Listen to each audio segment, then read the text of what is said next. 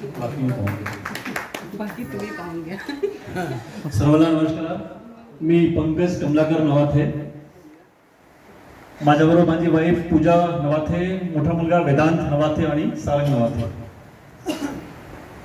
नवाथे परिवार प्रत्येकाला आपल्या जन्मापासूनच माहिती आहे की आपण नवाथे आहोत.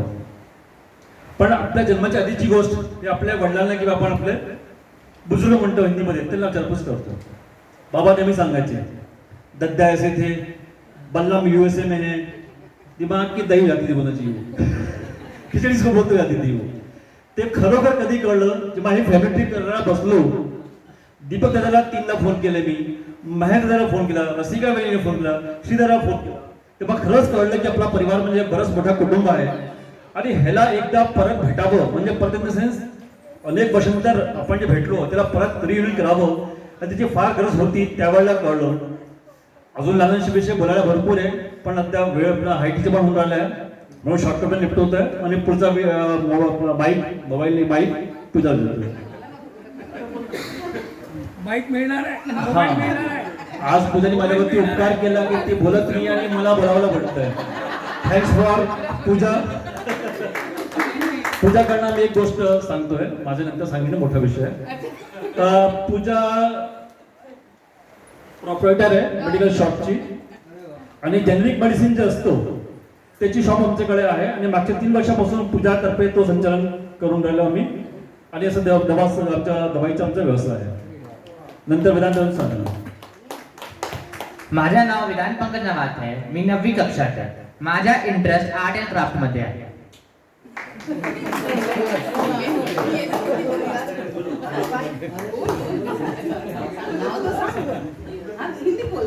मेरा नाम सारंग नवाथे है. मैं 7th क्लास में हूँ.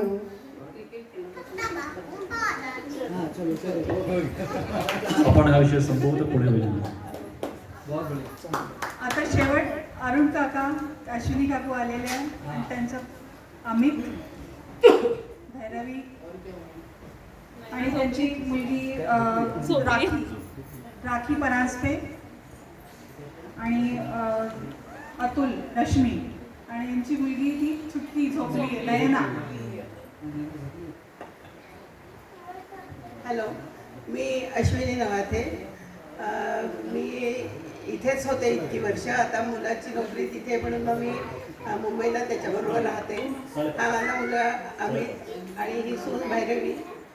तर हा एका कंपनीमध्ये आहे मुंबईला आणि ही पिंडलाई इंटरनॅशनल स्कूलमध्ये फिजिक्सची टीचर आहे आणि ही कोटा युनिव्हर्सिटीची गोल्ड मेडलिस्ट आहे. ती नाच झोपली आहे तिथे. नाही मला वाटते. हॅलो. ठीक आहे. माझ्याकडे काय ना वुमन पॉवर खूप आहे. एक साईडमध्ये आहे इथे बायको आणि सगळ्यांना नसवं.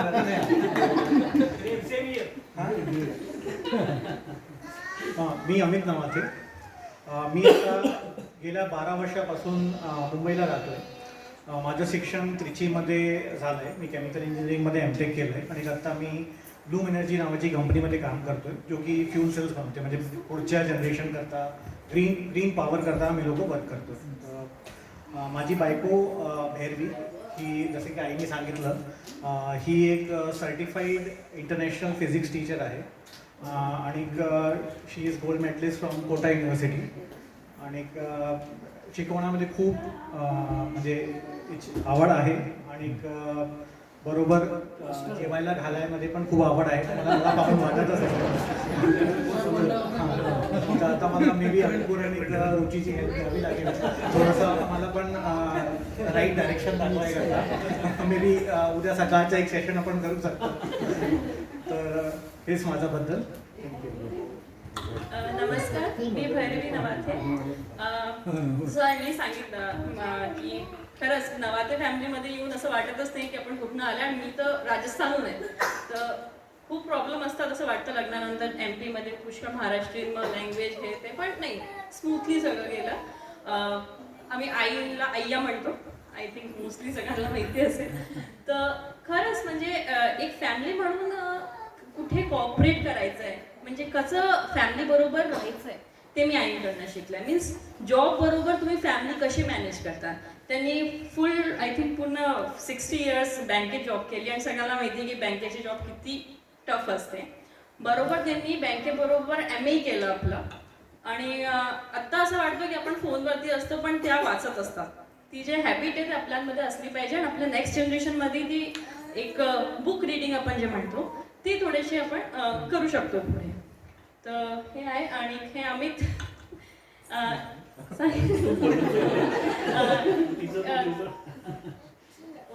अमितचे अजूनपर्यंत 4 पेटेंट फाईल केले.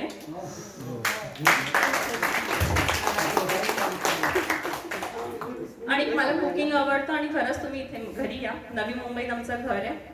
खूप खूप वेलकम. कधी पण आले तर मी चांगलंच केलं तुम्हाला. मी अनुभव घेतलाय काय? हा पेटेंटचे नाव सांगा. ते हे सांगते.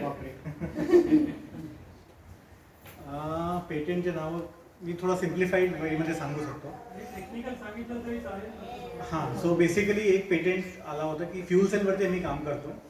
सो फ्यूल सेलमध्ये एक टेक्निक असते ज्याला इलेक्ट्रोकेमिकल इम्पिडन्स स्पेक्ट्रोस्कोपी म्हणतात. तर त्याच्यामध्ये पेटेंटमध्ये हे होतं की आत्ता जो एक डिव्हाइस यायचा त्याच्यामध्ये एक सेल जसं आपली बॅटरी असते तिथे एक सेल एक टाईममध्ये होतो.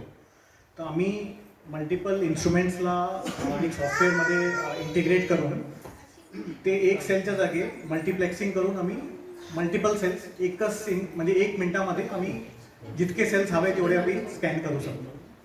त्यांनी म्हणजे बेसिकली बॅटरीची हेल्थ पता चालते. जसं तुम्हाला मोबाईलमध्ये दिसत राहतं की बॅटरी कशी चालते तर ते फ्यूल सेलची हेल्थ त्यांनी कळतं.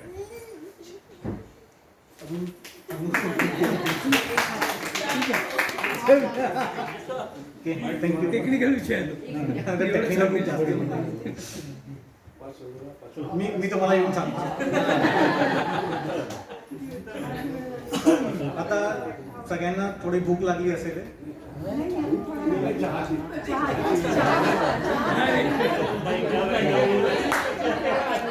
परत जेवण